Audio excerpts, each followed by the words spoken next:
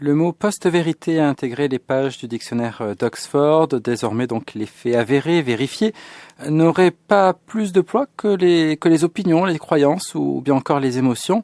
On serait maintenant entré donc dans une ère qualifiée de post-vérité, une ère que l'on appelle parfois une ère post-factuelle.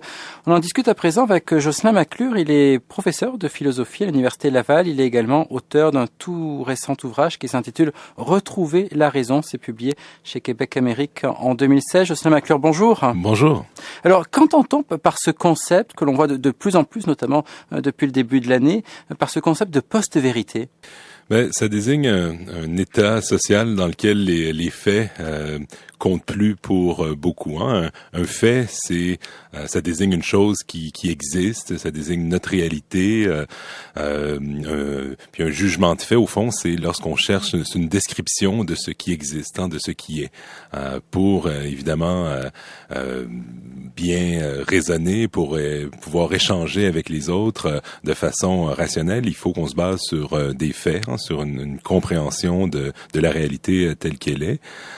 Puis aujourd'hui, donc, plusieurs ont l'impression que les faits comptent plus pour beaucoup, que les faits sont plus déterminants dans la discussion démocratique, qu'on est capable donc d'inventer au fond des nouvelles pseudo-réalités qui vont être prises au sérieux, puis qui vont avoir un impact sur les comportements électoraux ensuite des citoyens.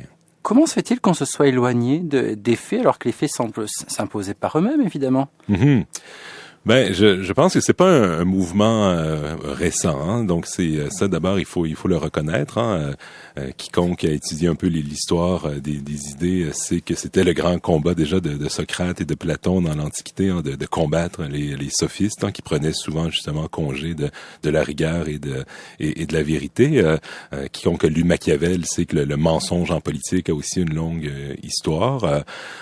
Donc c'est pas quelque chose de nouveau, hein. Déjà sous les conservateurs de l'administration Bush fils, hein, déjà je pense que c'est là que l'ère post-factuelle au fond, sans qu'elle ait commencé, elle a atteint une nouvelle phase, je pense, hein, quand un des conseillers du président Bush disait qu'il s'intéressait pas à la reality-based community, donc la communauté des personnes qui prennent les faits au sérieux. Déjà, donc on était dans une nouvelle phase, hein, de cette ère post-vérité. Aujourd'hui, je pense que on est encore plus loin dans cette ère, hein. C'est lié à des facteurs contingents, mais à des facteurs structurels aussi. Le facteur structurel, c'est cette accélération de la discussion politique, du débat politique, en bonne partie en raison des nouvelles technologies de l'information et de la communication, les réseaux sociaux, toute la phase interactive du web, hein, qui fait en sorte que on peut réagir rapidement à chaque événement, puis que lorsqu'il y a par exemple des fausses nouvelles ou des mensonges, du baratin, ainsi de suite, tous ces points de vue circulent extrêmement rapidement, puis peuvent devenir viraux, hein. Donc on est dans une nouvelle phase en partie pour ces raisons-là. Puis aussi il y a des facteurs plus contingents comme un candidat, hein, à la dernière présidentielle américaine qui a atteint de nouveaux sommets, hein, dans son mépris pour les faits. Même chose du côté donc de la Grande-Bretagne dans le débat sur le Brexit. Donc il y a des facteurs à la fois structurels et contingents qui fait qu'on est rendu au fond dans une nouvelle phase encore de cette ère post-factuelle. Ouais. Puisque vous parlez de la présidentielle américaine, Jocelyn McClure, on a entendu également récemment la conseillère de Donald Trump, Kellyanne Conway, qui a utilisé, elle, le terme de fait alternatif. Et là, ça fait penser carrément au roman de George Orwell, publié en 1948, et le fameux ouvrage 1984, où là, déjà, on parlait de ce fait alternatif comme étant un élément de langage de ce qu'on appelle dans ce roman la novlangue. Exactement, ouais. Donc, évidemment, il ne s'agit pas dans ce cas-là de faits alternatifs, hein. On pourrait parler de faits alternatifs lorsqu'on dit, vous vous fondez sur ces faits ou sur cette compréhension des faits pour établir votre point de vue. Voici d'autres faits, hein, qui sont aussi pertinents dans notre réflexion, dans notre discussion, qu'il faudrait prendre en considération. Voici une autre interprétation des faits. Donc ça sera un usage correct, hein, du terme. Puis dans certains cas, effectivement, il faut faire ce genre de nuances ou de recadrage dans une discussion. Dans ce cas-là, puis c'est ça qui nous fait penser au roman d'Orwell, c'est qu'on fabrique tout simplement une nouvelle réalité, puis on pense qu'elle l'imposer dans le langage, qu'elle va rester, qu'elle va justement s'imposer à la place plutôt que les faits avérés. Donc on n'est pas dans des faits alternatifs, on est dans une fabrication, une sorte de manipulation de l'opinion publique. Mais parfois on a l'impression que la frontière est très floue entre les deux, entre les faits fabriqués et les faits alternatifs. Ouais. Pensons par exemple, là en l'occurrence, il s'agissait de savoir s'il y avait eu plus de monde au serment fait par Donald Trump que à l'accréditation de son prédécesseur, de Barack Obama. Et là, c'est ça dépend si on regarde les images sur les vidéos, ça dépend de si on regarde l'audience, par exemple, par le biais des réseaux sociaux, par les biais de la télévision. Donc, comment comprendre l'interprétation d'un fait qui devrait être un fait clairement identifiable, celui de la présence ou non d'une certaine audience? Ouais. Dans ce cas-là, c'est pas un enjeu très difficile, au moins d'un point de vue, disons, philosophique. C'est tout simplement une question de jugement de fait. Donc il faut aller voir, d'un point de vue empirique, là, combien de personnes il y avait, puis on devrait avoir des méthodes normalement pour calculer les foules, le nombre de personnes présentes à un moment donné. Si on a des limites sur le plan de nos méthodologies au fond, donc ça c'est un enjeu, mais normalement il devrait pas avoir un débat sur une question empirique aussi simple, qui normalement on devrait avoir les outils aujourd'hui pour évaluer une foule en données. Donc, mais ça c'est le propre d'un fait, Jocelyn McClure. Il ne devrait pas y avoir de débat sur un fait devrait faire autorité par lui-même. Exactement. Comme il s'agit d'une description de ce qui est, si on a les bons outils, les bons moyens, scientifiques ou journalistiques pour y avoir accès, normalement ça devrait pas faire débat, parce qu'on est capable d'établir au fond la vérité en la matière. On est capable de départager le vrai du faux.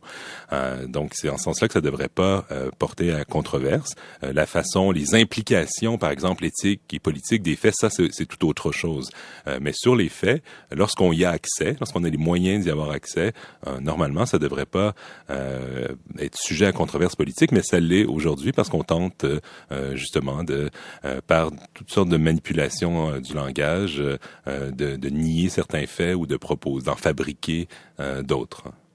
Vous dites par la manipulation du langage, mais en même temps, souvent, c'est fait au nom d'une certaine authenticité du langage, au nom d'un certain franc-parler contre le politiquement correct. Ouais. Oui, il y a ça aussi. Parfois il y a des énoncés, simplement des énoncés de nature factuelle qui sont faux. Quand par exemple on chiffrait les conséquences économiques de la sortie de l'euro en Grande-Bretagne, donc on sait qu'il y a eu des énoncés factuels tout à fait faux. On le savait pendant, ça s'est avéré après.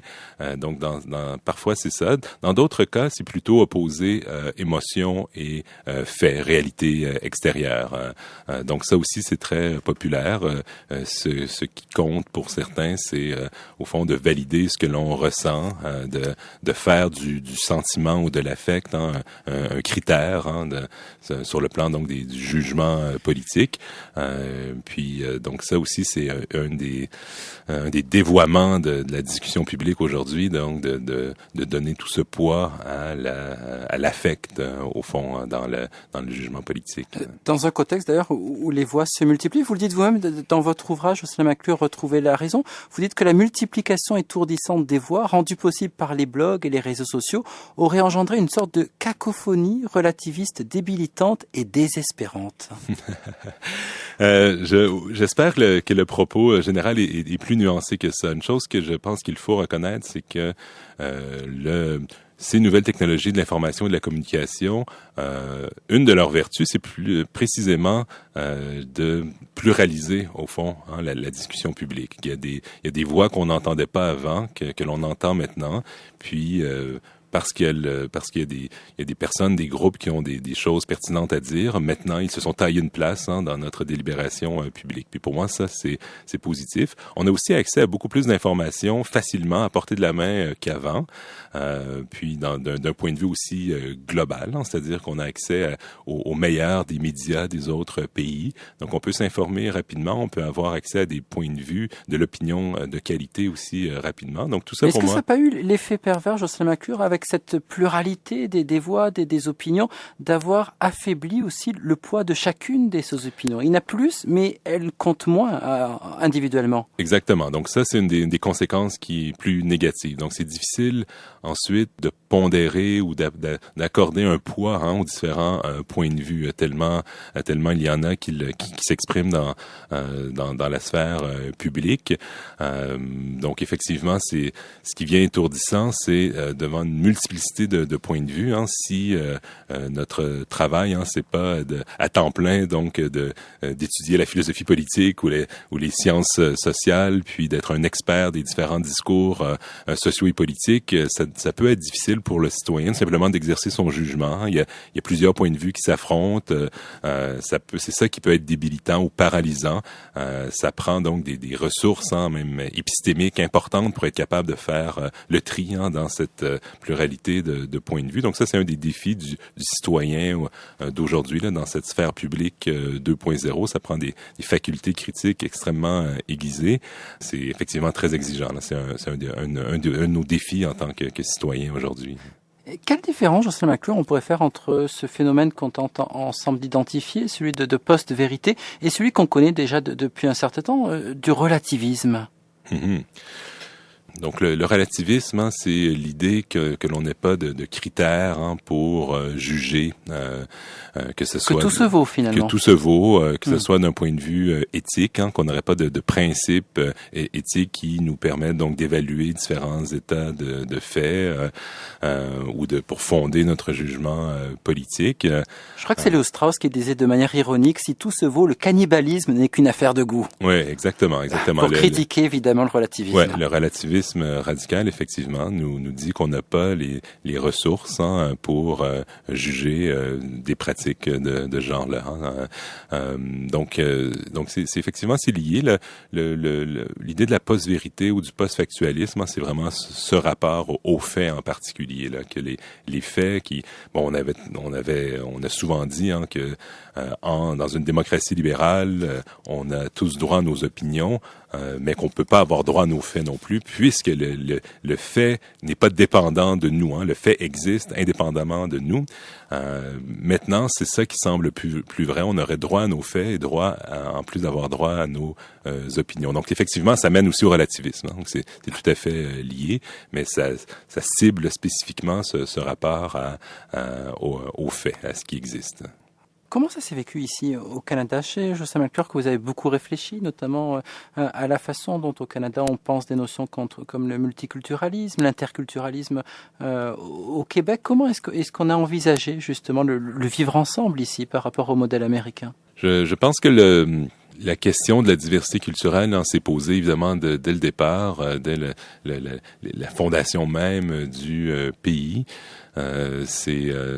C'est pas pour rien que les universitaires québécois et canadiens se sont fait connaître à travers le monde sur le plan de la conceptualisation du vivre ensemble en contexte de diversité culturelle profonde, importante. Donc différents peuples qui doivent apprendre à vivre ensemble, l'expérience fédérale, des vagues d'immigration successives qui a mené donc éventuellement au multiculturalisme.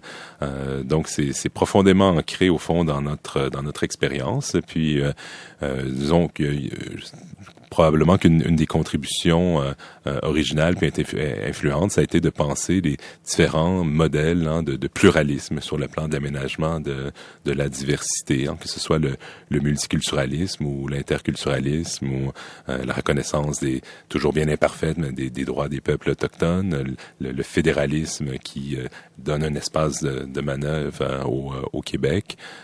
C'est vraiment lié au contexte canadien.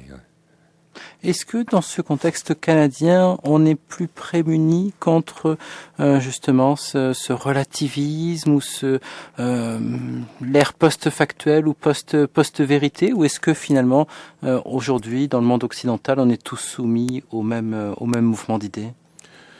Je pense que c'est un phénomène qui s'applique dans l'ensemble des régimes démocratiques aujourd'hui, hein, qui subissent tous cette accélération de la temporalité politique, qui donc vivent avec les effets aussi à la fois de la mondialisation et des nouvelles technologies de l'information.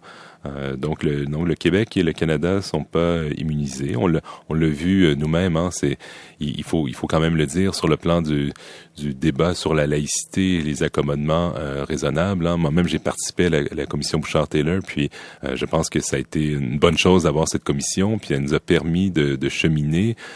Mais c'est un cheminement qui est extrêmement lent, hein, puis il faut souvent reprendre les mêmes discussions, refaire les mêmes clarifications sur ce qu'est vraiment la laïcité, ce que peut faire, ce que ne peut pas faire la laïcité.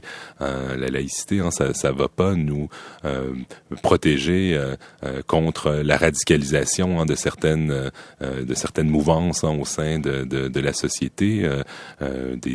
Des actes terroristes peuvent être posés dans des pays où les traditions de la laïcité est très très forte, très affirmée, comme dans d'autres pays où il y a d'autres modèles d'aménagement du rapport entre le religieux et le politique. Hein, donc il faut reprendre souvent la même discussion. Qui donc progresse à un rythme très très lent, entre autres, hein, parce que certains ont aussi des intérêts, hein, stratégiques, politiques, partisans à entretenir certaines craintes. Donc là, non, le Québec et le Canada sont pas du tout immunisés. On a eu aussi notre période où on trempait déjà dans le post-factualisme, hein, sous les gouvernements conservateurs, hein, où on sait que la place de la science, hein, a été très réduite, hein, le rôle des scientifiques, des données probantes, tout ça, leur importance a été considérablement réduite. Donc on n'est pas du tout immunisé contre ça. En vous écoutant, Jocelyn Malcoeur, on a le sentiment que finalement nos sociétés démocratiques ont beaucoup de mal à établir des consensus, à définir finalement des valeurs sur lesquelles tout le monde puisse s'accorder. Oui, ça c'est... Et pourtant, jusqu'aux années 60, 70, la plupart de nos sociétés étaient extrêmement homogènes. Il y avait des valeurs dominantes sur lesquelles tout le monde s'entendait peu ou prou. Comment se fait-il qu'aujourd'hui, il y ait tant de mal à trouver ce consensus, même minimum? Il faut dire que le consensus des sociétés, disons d'avant les années 60, était aussi un consensus imposé, hein, des consensus qui présupposaient aussi de certaines formes d'exclusion, hein, que ce soit la ségrégation raciale aux États-Unis ou l'exclusion des femmes jusqu'à un certain stade du suffrage même, mais sinon un rôle, hein, bien précis pour les femmes dans la sphère domestique, une exclusion ou une exigence d'assimilation, hein, en ce qui concerne les membres de minorités ethno-culturelles. Donc le consensus aussi avait un prix, mais ce pluralisme... C'est ce que le juge Dixon appelle la dictature de la majorité. Ouais. Ce que vous décrivez, au fond, c'est une conséquence aussi, hein, de certains de nos principes les plus chers. Hein. On veut que chaque personne soit vue comme un agent moral, c'est-à-dire un agent moral, c'est une personne capable de décider par elle-même, hein, ce qu'est une vie réussie, quel sera le sens de sa vie, quelle direction elle veut donner à sa vie. Puis pour ça, mais il faut décider quel va être notre système de valeurs, hein, qui vont nous permettre de prendre des grandes décisions, puis justement de donner une direction à notre vie. Donc on encourage l'autonomie, hein, morale.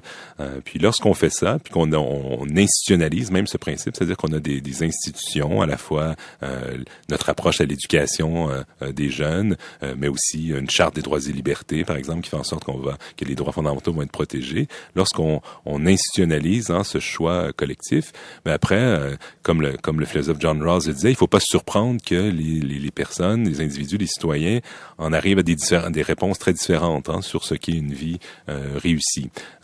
Puis ces différentes conceptions du bien, ces différents systèmes de valeurs, mais ça crée aussi du désaccord, hein, ça crée des désaccords d'ordre éthico-politique que l'on doit ensuite gérer. Donc effectivement, ça fait partie maintenant, c'est une donnée structurante des démocraties libérales, de la modernité avancée, hein, de gérer ce pluralisme important. Mais l'espoir, c'est qu'on soit quand même capable de s'entendre, hein, sur une sorte d'éthique politique peut-être assez minimale, mais qui est assez robuste quand même ou substantielle pour assurer le vivre ensemble, hein, pour assurer une certaine justice sociale, le respect des droits des uns et des autres, un principe d'équité, hein, qu'on puisse tous bénéficier de la vie en société, qu'on ait tous les moyens, hein, de pouvoir se réaliser, de réaliser notre conception du bien. Je pense qu'on faut pas perdre espoir qu'il y a un ensemble de principes qui peuvent quand même faire l'objet d'un certain consensus, même si on accepte que les individus vont avoir des conceptions de la vie bonne très variées. Il faut, je pense, distinguer le bien ou la vie bonne du juste, hein. Puis ce qui est tout à fait possible, puis ça devrait même être une exigence, hein, pour chacun d'entre nous, c'est notre conception de ce qu'est une vie bonne doit être compatible, hein, avec la possibilité pour les autres aussi de mener une vie bonne.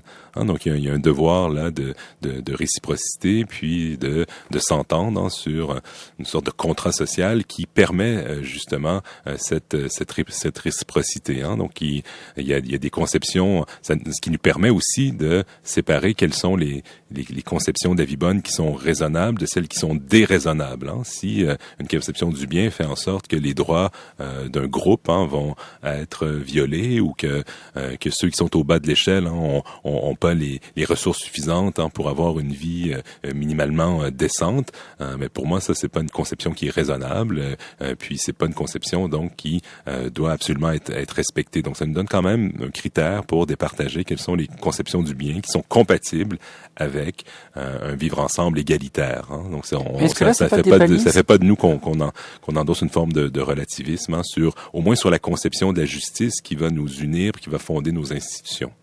Est-ce que ce ne sont pas des balises quand même très minimales? Oui, c'est des balises minimales. Je vois pas quelle est l'alternative au fond. Je vois pas une alternative qui serait acceptable, hein? Parce que si on cherche à aller plus loin, puis utiliser le pouvoir de l'État et son pouvoir coercitif pour imposer une certaine conception de la vie bonne, hein, mais ça va être laquelle exactement, sur quelle base, hein? Bon, mon bouquin s'appelle Retrouver la raison. Donc, je suis un rationaliste. Je crois au pouvoir de la raison. Je suis pas un démissionniste par rapport au pouvoir de la rationalité humaine, mais c'est un projet rationaliste qui est le mien, qui est plus modeste et plus réaliste que celui des philosophes des Lumières du XVIIIe siècle. Puis une des limites de la rationalité humaine, c'est lorsqu'on réfléchit, hein, rationnellement à ce qu'est une vie réussie, une vie qui a un sens.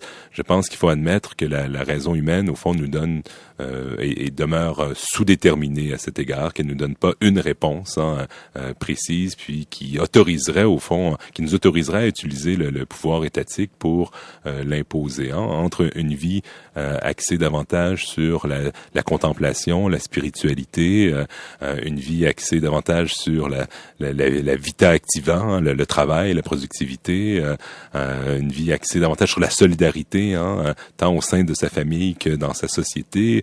Pour moi, il y a vraiment plusieurs modèles, hein, il y a plusieurs plans de vie qui sont valables, puis il faut accepter, hein, cette pluralité, hein. C'est une exigence au fond de tolérance, hein, et de reconnaissance qu'il y a plus qu'une bonne réponse possible à ce qu'est une vie réussie, mais la condition étant que notre plan de vie soit compatible avec les plans de vie raisonnables des autres, tant sur le plan des droits que sur le plan de la répartition des ressources.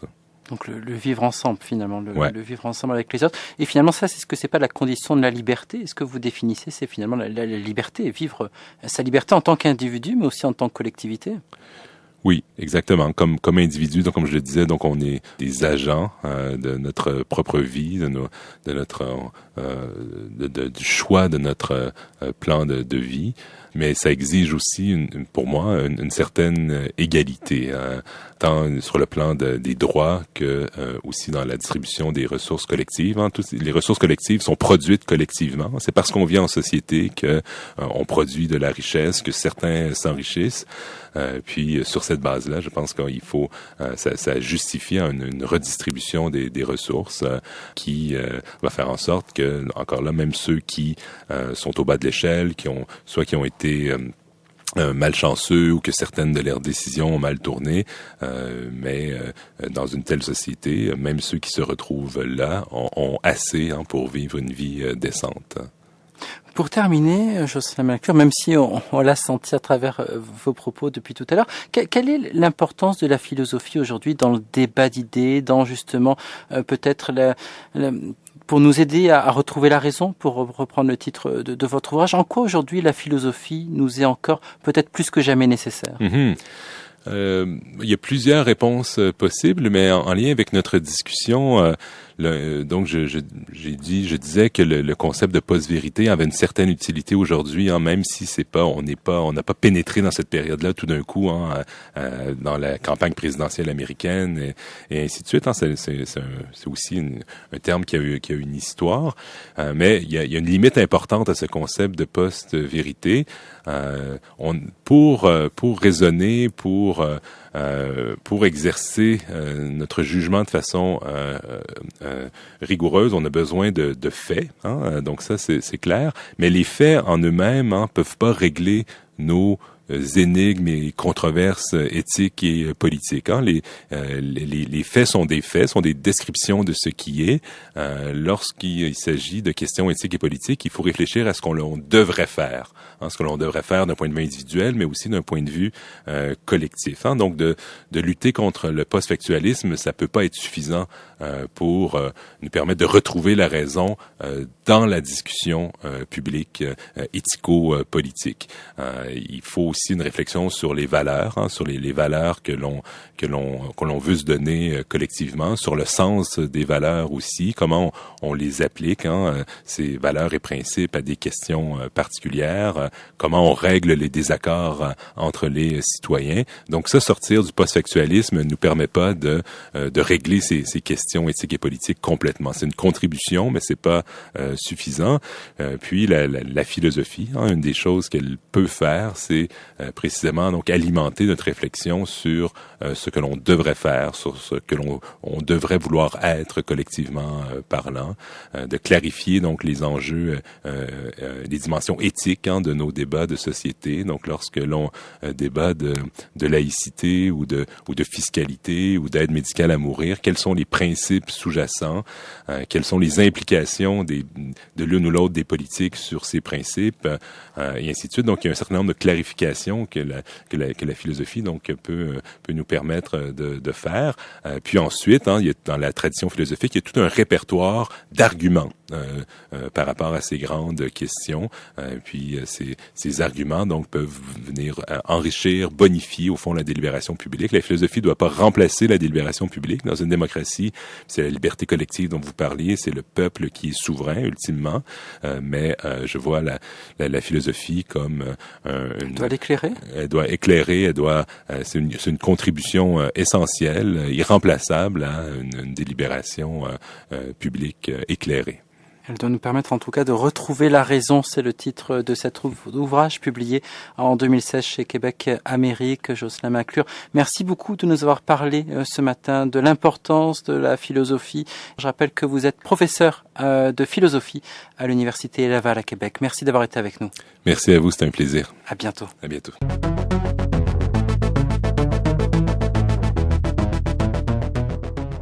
Alors, on vient d'évoquer la campagne présidentielle américaine, une campagne marquée, on le sait jusqu'ici, par les dérapages, les outrances verbales, parfois les contre-vérités que véhicule allègrement le candidat républicain Donald Trump dans ses interventions publiques. Et on peut se surprendre du fait que ça ne semble pas lui porter un grand préjudice jusqu'ici auprès de l'électorat américain, puisqu'il demeure malgré tout dans la course et même bien en selle.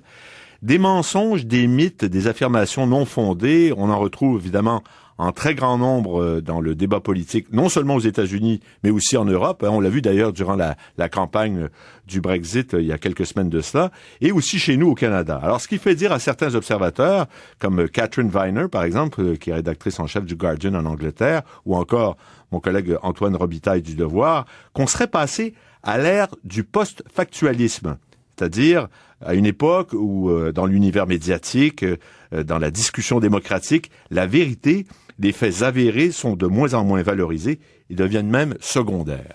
Et pour justement réfléchir à ce phénomène-là, j'accueille en studio Jocelyn McClure, qui est professeur au département de philosophie de l'Université Laval et auteur notamment d'un ouvrage qui paraîtra en septembre et qui s'intitule « Retrouver la raison, essai de philosophie publique », publié chez Québec Amérique. Monsieur McClure, bonjour. Bonjour. Monsieur McClure, est-ce que vous pensez effectivement qu'on est passé collectivement à l'ère du post-factualisme? Ouais, je pense que cette thèse-là capture un aspect important de notre réalité aujourd'hui, clairement quelque chose qui a changé dans notre univers mental et dans notre discussion publique aussi. Je pense que l'adage qui était largement accepté auparavant, disant que chacun a droit à ses opinions, étant donné la liberté de penser, la liberté d'expression, mais personne n'a droit à ses faits. Je pense que cet adage-là n'est plus largement respecté aujourd'hui. Et pourtant, c'est une condition essentielle à toute discussion ou réflexion rationnelle. Un fait, qu'est-ce que c'est de façon la plus simple? C'est un jugement de fait, c'est une description d'une partie du monde tel qu'il est. Donc c'est un état de fait, c'est le monde tel qu'il est, indépendamment de nos opinions, de nos attitudes, de nos valeurs et ainsi de suite. C'est comment le monde est indépendamment de nous. Si on respecte pas ces faits, ces réalités, c'est impossible d'avoir une discussion rationnelle. Puis il est vrai, me semble-t-il, que dans la discussion publique aujourd'hui, dans la plupart des démocraties du moins occidentales, les frontières de ce qui est accepté ont changé. Puis effectivement, les discours qu'on aurait jugés vraiment outranciers avant, aujourd'hui, font partie de la discussion publique. Et on en a eu quelques beaux exemples tout récemment. Je pense à Monsieur Trump, justement, auquel je faisais allusion un petit peu avant, qui balance toutes sortes de vérités qui n'en sont pas du tout, sur le chômage, par exemple, à 40 et quelques %. Durant son discours d'acceptation, justement, de sa nomination à la Convention républicaine, parlant de la hausse de la criminalité aux États-Unis continue, alors que dans les faits, c'est tout à fait le contraire. D'ailleurs, il y avait une analyse qui montrait que dans l'ensemble de son discours, il y avait quelque chose comme il y avait une analyse, 78% de fausseté. C'est quand même incroyable. Est-ce qu'il y en aurait davantage qu'avant, là, à ce moment-là, ou quoi? C'est du moins l'impression que l'on a. Je pense qu'il s'est passé quelque chose. Si on pense, moi je suis pas un conservateur, mais les formes de conservatisme défendues par les Thatcher ou Reagan ou Bush père, par exemple, me semblaient quand même plus rationnelles que le néoconservatisme qui est né avec l'administration de Bush fils, entre autres. On a l'impression que depuis ce temps-là, il y a eu une mutation progressive dans le discours public qui fait en sorte qu'effectivement on peut s'en tirer même en colportant donc des vérités, en baratinant et ainsi de suite. Donc il y a eu une mutation, me semble-t-il, depuis ce temps-là, une mutation donc qui s'explique pour différentes raisons. Je pense qu'il y a des causes à la fois institutionnelles mais aussi des causes qui relèvent même du fonctionnement même de l'esprit humain. Mais on peut s'en surprendre un peu, Monsieur McClure, parce que on est à une ère, on le sait, d'information, d'accès universel et automatique justement à des tas de données. Donc on pourrait penser a priori que le débat public va se rationaliser. Or, c'est pas forcément le cas. Non, je pense que ça, c'est une grande source de perplexité, puis peu d'entre nous l'avaient prédit, me semble-t-il. Surtout, je me replonge là dans l'optimisme post-guerre froide, post-effondrement du mur de Berlin, où on pensait qu'il y aurait un approfondissement au fond de la culture démocratique en Occident et ailleurs. Je me rappelle qu'on misait beaucoup sur l'idée de la délibération démocratique. On voulait rendre nos systèmes démocratiques plus délibératifs en faisant le pari que si les citoyens ont la chance de discuter rationnellement entre eux, que des décisions plus sages, plus éclairées seraient prises par nos élus. C'est difficile. C'est pas une ligne continue, c'est pas un continuum. Exactement. Donc aujourd'hui, en plus, comme vous le dites, on est dans cette société qualifiée de l'information, où l'information est plus accessible que jamais. Mais il y a des formes aussi d'irrationalité qui se sont immiscées aussi et qui s'imposent. Donc il y a aussi une sorte de nouvel âge de la déraison qui s'installe, puis qui rend donc le portrait très très compliqué. Alors comment essayer de comprendre ça? On dit que ça coïncide par exemple avec un déclin important des médias de masse. Est-ce qu'il y a un rapport avec ça? Ouais, je pense que je pense qu'il y a des causes qui relèvent clairement de ce qu'on pourrait appeler notre architecture sociale, nos ensembles de pratiques, de pratiques et d'institutions, y compris donc l'état des médias aujourd'hui, puis la montée en puissance évidemment de nouvelles technologies technologies de l'information. Hein. Évidemment, on pense tout de suite à l'Internet 2.0, aux médias sociaux, aux blogs, qui nous permettent toujours de réagir dans l'immédiat. Mais ça change radicalement les choses parce que on pourrait vous rétorquer que la démagogie, le sophisme, ça date pas d'hier, ça. Exactement. Il y en a toujours eu. Oui. Mais est-ce que là, le fait, l'arrivée comme ça de ces nouvelles technologies change la donne de ce côté-là? Je pense que oui. Accroît le phénomène? Ouais, puis de façon plus que, disons, anecdotique ou accidentelle. Puis ça nous amène aux causes, disons, plus individuelles de ces nouvelles formes d'irrationalité. Je pense que une des choses que les sciences cognitives, entre autres, ont démontré de façon très concluante depuis 20 ans, c'est que la rationalité humaine est beaucoup plus fragile et faillible que ce qu'on voudrait bien le penser, puis ce que les philosophes des Lumières, par exemple, au 18e siècle ont pensé. Donc, lorsqu'on regarde les recherches menées par ces scientifiques, on réalise que tout ce qui relève des facultés rationnelles, délibératives, réflexives de l'esprit humain, tout ce système-là travaille de façon assez lente et assez laborieuse. Alors que tout ce qui relève des parties non conscientes de l'esprit humain, donc ce qui est fondé sur nos émotions, nos instincts, nos intuitions, que tous ces mécanismes-là dans l'esprit humain fonctionnent beaucoup plus rapidement. Si bien que, donnant un peu raison au philosophe David Hume, la raison est souvent l'esclave des passions. Donc, d'abord, on forme une opinion, un point de vue sur la base d'émotions ou d'intuitions, d'affects, puis on utilise la raison dans un deuxième temps pour rationaliser des préjugés. En fait, souvent, c'est des préjugés, exactement, des impressions, des intuitions, des partis pris qu'on avait déjà, puis on trouve une rationalisation, puis on utilise nos facultés rationnelles de cette façon-là pour rationaliser une position à laquelle on est arrivé d'une façon non rationnelle. Et Dieu sait que sur Internet, justement, avec les médias sociaux, on peut trouver des tas de faits, des tas d'arguments qui vont venir rationaliser ou argumenter les positions les plus loufoques. Exactement. Donc, l'Internet 2.0 a créé une pluralisation puis une fragmentation très importante de notre espace cognitif. Donc, effectivement, on trouve de tout. Quelqu'un qui est en proie, par exemple, à la radicalisation djihadiste, va trouver des messages facilement sur l'Internet. Mais la même chose pour quelqu'un qui a des préjugés xénophobes et qui considère que l'immigration est la plus grande menace, va trouver aussi des points de vue qui vont alimenter toutes sortes de théories du complot, là. Toutes sortes de théories du complot, exactement. Donc, c'est cette fragmentation du marché cognitif. On trouve rapidement ce qui vient nous conforter, au fond, dans nos préjugés. Donc, c'est en ce sens-là où les causes, disons, institutionnelles sont liées aussi à des causes qui relèvent du fonctionnement même de notre esprit. Et on en revient justement à votre propos principal, c'est la capacité qu'on peut avoir aujourd'hui à avoir une véritable conversation démocratique. Alors, encore faut-il que ça se fasse dans les mêmes termes, qu'il y ait un minimum de consensus. Ouais. Alors, si tout le monde fonctionne en silo, si tout le monde a ses idées préconçues sur des tas de sujets, et si on fonctionne comme ça de façon parcellarisée, en quelque sorte, ça devient de plus en plus difficile à faire. Exactement. Je pense surtout pas qu'il faille renoncer au potentiel de la raison humaine et au potentiel de la délibération entre personnes raisonnables. En fait, c'est ce qu'on a de plus précieux en tant qu'être humain. Mais il est vrai que ça prend des efforts très conscients et volontaires d'entretenir dans notre propre esprit, mais aussi dans nos groupes, ce qu'on pourrait appeler une forme de concurrence cognitive. Il faut absolument toujours chercher à voir quelles sont les meilleures raisons qui font en sorte que d'autres, des concitoyens, ont des points de vue différents des nôtres. Il faut pas toujours se rabattre sur cette idée que c'est leur biais cognitif ou c'est leur préjugé, ainsi de suite. Il faut voir, est-ce qu'il y a là des préoccupations qui sont légitimes, est-ce qu'il y a là de vrais bons arguments auxquels il faut répondre. Mais ça se fait pas naturellement. Il faut entretenir cette capacité-là. Cette capacité à entretenir le sens critique, c'est le rôle des médias, précisément, aussi, qui doivent être les gardiens de ça. Absolument, oui. Est-ce qu'on le joue? Pas forcément. Je pense que c'est plus difficile pour vous de le jouer aujourd'hui, étant donné justement ces autres médias qui ont émergé.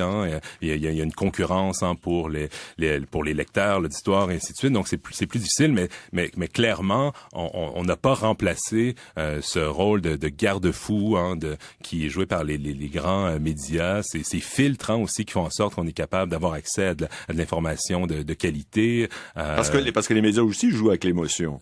Oui. On démissionne parfois. Là, exactement. Parfois, on veut concurrencer ces autres plateformes sur leur terrain. Je pense que c'est la plus grande erreur que les grands médias sérieux peuvent faire, de jouer sur ce terrain-là. Alors, la grande question à plusieurs millions, les conditions d'une véritable conversation démocratique, pour reprendre vos termes, quelles seraient-elles?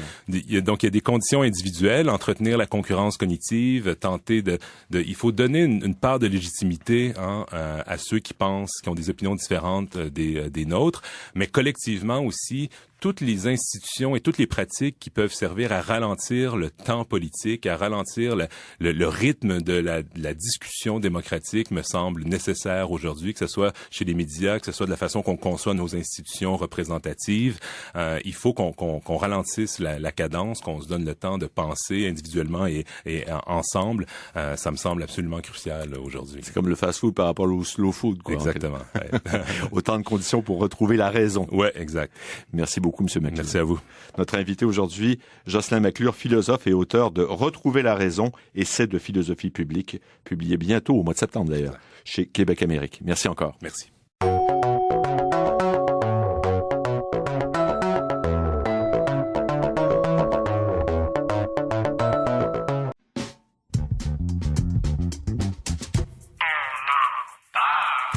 Selon un sondage paru dans le Toronto Star samedi le 10 septembre dernier, 2 Canadiens sur 3 veulent un test des valeurs pour les immigrants. 67% des répondants désirent que les immigrants potentiels soient testés pour des valeurs anti-canadiennes.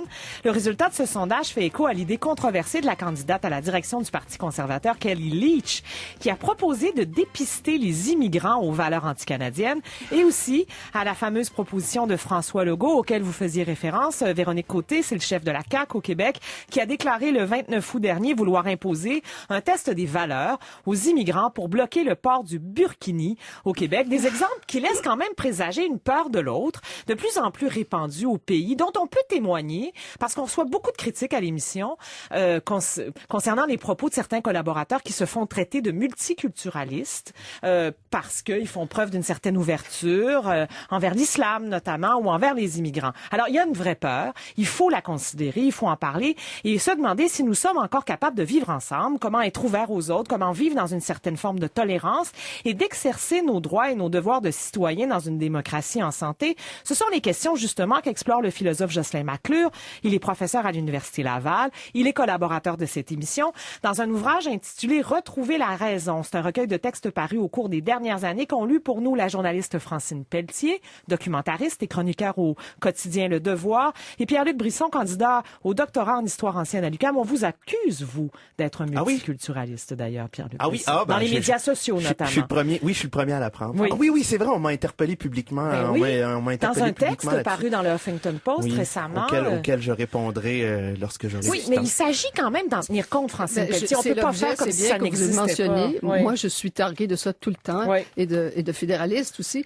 Oui, ça, on m'en accuse aussi. Oui, absolument. C'est l'objet de ma chronique demain, où je cite abondamment Jocelyn McClure d'ailleurs, parce que je trouve qu'il y a une véritable hantise au Québec du multiculturalisme. C'est sorti tout droit du cœur de Satan, en l'occurrence Pierre Elliott Trudeau, et on comprend pas d'abord que ça vient avant, ça vient de la commission d'enquête sur le bilinguisme et le biculturalisme avant Trudeau, et que c'est Brian Mulroney qui a passé une loi sur le multiculturalisme, et surtout que nous pratiquons ici aussi exactement la même chose. On se targue d'interculturalisme, mais comme le dit Jocelyn dans son livre, c'est une théorie. Nous avons en fait les mêmes normes par rapport aux immigrants.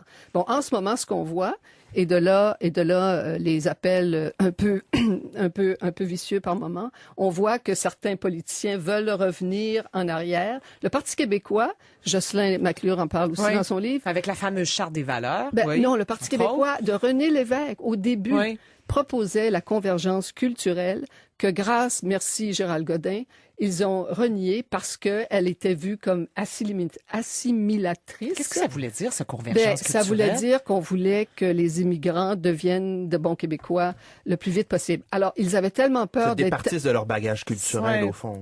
Comme certains commentateurs en France le proposent, parce que la France a une politique assimilatrice. Mais à l'époque, et c'est pour montrer à quel point l'époque a changé, à l'époque, on a eu peur, effectivement, qu'une telle politique montrait un certain nationalisme ethnique. 40 ans plus tard, on n'a plus peur de ça, au contraire. Et la CAQ et le Parti québécois, là. Jean-François Lisée, lui, propose la concordance culturelle maintenant. Donc, il y a un retour en arrière.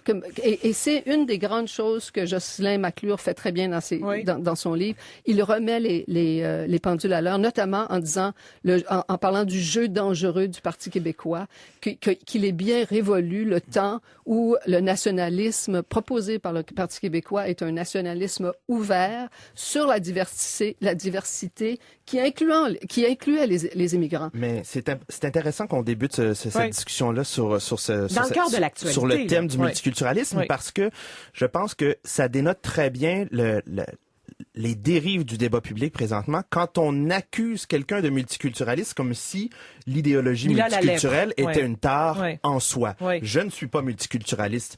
Personnellement, je pense que, en effet, il y a au Québec une culture distincte, une langue distincte et que ça doit être le socle de notre discussion politique commune. Est-ce que vous êtes en faveur d'une société laïque, par exemple? Mais le Québec est une société laïque. Je veux dire, ce dont je ne suis pas en faveur, c'est de la laïcisation des individus sur une base privée, donc de la sécularisation des citoyens. Et on m'accusait justement, notamment dans cet article du Huffington Post, de faire le jeu des islamistes radicaux fascistes. Bon, je vais passer sur ce délire, mais revenons sur la question du multiculturalisme.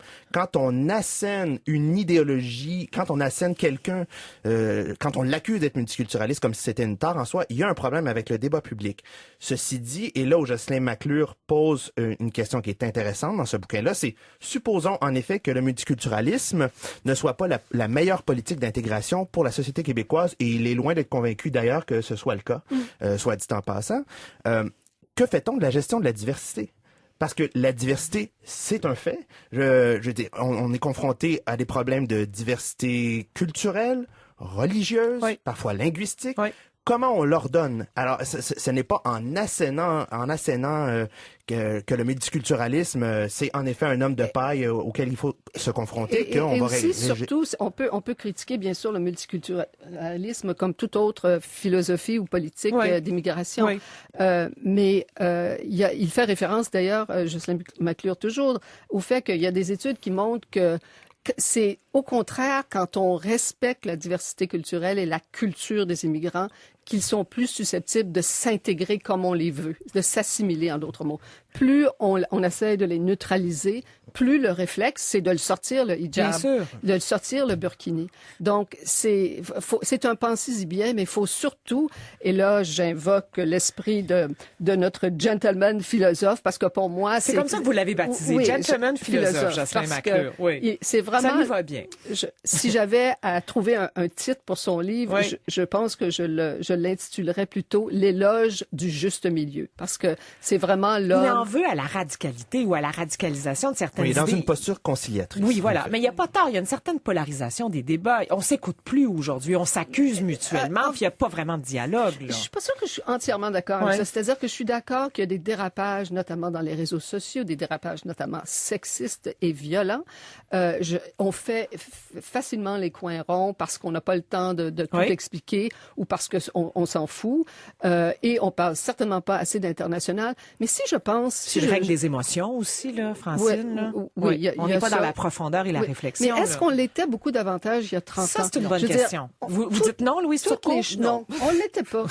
Je suis sûre qu'on l'était pas. On n'est pas là pour témoigner, lui, en tout cas. Les réseaux sociaux nous offrent pas seulement des insultes et de l'indication et de l'indignation facile. Ça nous offre des bijoux d'avenues, de lecture, de découvertes. Et c'est là où McClure intervient quand il dit, justement, dans la première partie de son bouquin, il y a une nécessité aujourd'hui, à cause de la démultiplication des plateformes sur lesquelles on peut intervenir et établir une opinion, il y a une nécessité pour des intellectuels, pour des philosophes, justement de sortir de l'université, d'arrêter de produire des savoirs qui ne sont intelligibles qu'entre universitaires et intégrer le débat public pour justement se donner une espèce de pause, une espèce de réflexion. C'est la prétention des universitaires, des philosophes ou des chercheurs en sciences humaines d'analyser la société. Ben justement, prenons un pas de recul et intervenons sur ces plateformes-là. Parce que comme le dit McClure, ne pas y intervenir, c'est laisser la patinoire, justement, à tous ceux qui, d'un camp ou de l'autre, peuvent adopter des postures qui sont indéfendables. Je vais me faire l'avocate du diable. Est-ce que le juste milieu, ça n'empêche pas que le débat soit en mouvement, Francine Pelletier? Est-ce que, par exemple, les féministes dont vous faisiez partie, vous, à la fin des années 70 et des années 80, ce qu'on appelle le deuxième mouvement, si vous n'aviez pas été d'une certaine façon radicale, est-ce que les choses auraient avancé? Oui, j'ai un peu de difficulté avec l'allergie, la supposée allergie de Jocelyn McClure au radicalisme, parce que il s'en prend, par exemple, aux progressistes qui prônaient la gratuité scolaire. Il s'en prend à Naomi Klein dans sa défense du changement climatique. Oui. Il s'en prend au discours contre l'austérité. En faisant fi du fait qu'on ne change pas les choses, et pour revenir à votre exemple du féminisme, quand le train sort de la gare, il faut que ça siffle très fort. Il faut mettre les poings sur les tables, il faut crier. Et sans le radicalisme, il n'y a aucun mouvement qui commence ou qui va quelque part. À un moment donné, il faut modérer ses transports, et c'est toujours difficile de savoir à quel moment, c'est quand ce moment-là, mais le radicalisme est absolument essentiel à changer les choses. Et quand on pense justement au changement climatique et dans, excusez l'expression, la merde dans laquelle on est en ce moment, si on n'est pas radical par rapport à ça, on est tous morts et la planète avec nous. Naomi Klein est anticapitaliste, en fait. Elle est anticapitaliste, mais elle démontre très bien comment le capitalisme fait partie du problème. Oui. Alors, comment solutionner ça si on n'est pas radical, en effet? La question est intéressante parce que, et pour moi, c'est le principal angle mort de la philosophie politique de Jocelyn McClure, justement, c'est qu'il évacue, par exemple, tous les grands courants philosophiques, politiques, économiques qui, justement, ont mené certains groupes à adopter aujourd'hui une posture radicale. S'il y a besoin d'avoir posture radicale aujourd'hui, c'est parce que depuis le début des années 80, la vague du néolibéralisme a soufflé en Occident, en Amérique du Nord et en France. Et Jocelyn aime bien les institutions, le jeu démocratique, la transformation par le jeu démocratique, mais encore faut-il qu'il y ait de l'espace pour la transformation. Quand on regarde, par exemple, comment aujourd'hui aux États-Unis, le jeu politique est complètement bloqué, cadenassé par le fait qu'il faut investir des centaines de millions de dollars pour se lancer, ne serait-ce que dans une course à la présidentielle. On ne peut pas considérer que les institutions démocratiques suffisent et soient le meilleur moyen de transformation. Oui, bien entendu. Alors, il s'attaque aussi à cette fameuse, disons, fatigue de l'idée d'une indépendance au Québec. On est dans le déploiement de cette idée, dans cette course à la chefferie du Parti québécois. Est-on indépendantiste? Est-ce qu'on fait un référendum au cours des 6 premiers mois? C'est une idée qu'on ramène. Est-ce que c'est une idée qui a vieilli à son sens? C'est une idée. Francine Pelletier? C'est un des moments forts du livre. Je suis d'accord. On est d'accord, Pierre-Yves et moi. C'est un des moments forts du livre parce que on entend constamment cette idée, la fatigue, la fameuse idée du baraquin, que c'est parce qu'on est trop aliéné au Québec, qu'on a intériorisé profondément le mépris des anglophones, du méchant anglais à notre égard, et on est trop faible pour se lever debout et vraiment faire notre indépendance. Et on revient toujours avec cette idée-là encore aujourd'hui parmi ceux qui rêvent de l'indépendance bientôt, alors que, comme Jocelyn le dit très bien, c'est un peu plus compliqué que ça. C'est franchement parce que l'oppression a changé beaucoup au Québec. De visage, notamment. Au Québec. Oui. L'État fédéral a été relativement généreux face au Québec. Il y a beaucoup de lacunes, il y a plein de choses à critiquer, mais quand même, il faut admettre que 40 ans après la Révolution tranquille ou 50 ans après la Révolution tranquille, on a développé le Québec politiquement, socialement, économiquement. Et ça, c'est très intéressant comme thèse. Et c'est une thèse que notamment l'historien Jocelyn Letourneau avait aussi défendue récemment, de dire que si les gens ne sont pas intéressés à la question nationale, c'est peut-être parce que le Québec se comporte de plus en plus comme une nation normal, qu'on a réussi à édifier un État-nation avec des institutions fortes qui fait en sorte qu'aujourd'hui, la nécessité de l'indépendance n'est plus aussi criante qu'elle l'était dans les années 60 et que si on veut relancer le discours indépendantiste, il faut encore faut-il l'actualiser. Et là, je trouve que Jocelyn Letourneau marque un point très intéressant et pour moi, la dernière partie du bouquin... Vous voulez dire McClure? Qu'est-ce que j'ai dit? Vous avez dit Letourneau. Oui, il y a trop de Jocelyn. C'est là que je trouve que Jocelyn McClure, justement, marque un point intéressant. Moi-même étant indépendantiste, coming out. Je ne suis ni multiculturaliste ni fédéral. Vous êtes indépendantiste, vous l'avez dit. Oui. Donc, moi-même, ça m'interpelle parce que les gens de notre génération ne sont pas du tout dans cette logique d'aliénation-là. Moi, je ne la ressens pas, par exemple, c'est-à-dire la comme vingtaine, génération, ceux qui ont la vingtaine aujourd'hui, dont vous faites partie. Ce sera votre anniversaire, d'ailleurs, très bientôt. Vous allez passer le cap des 28 ans. Alors, retrouvez la raison. Cet essai de Jocelyn McClure, c'est publié chez Québec Amérique. Francine Pelletier et Pierre-Luc Brisson, merci beaucoup de l'avoir lu. Toujours un plaisir.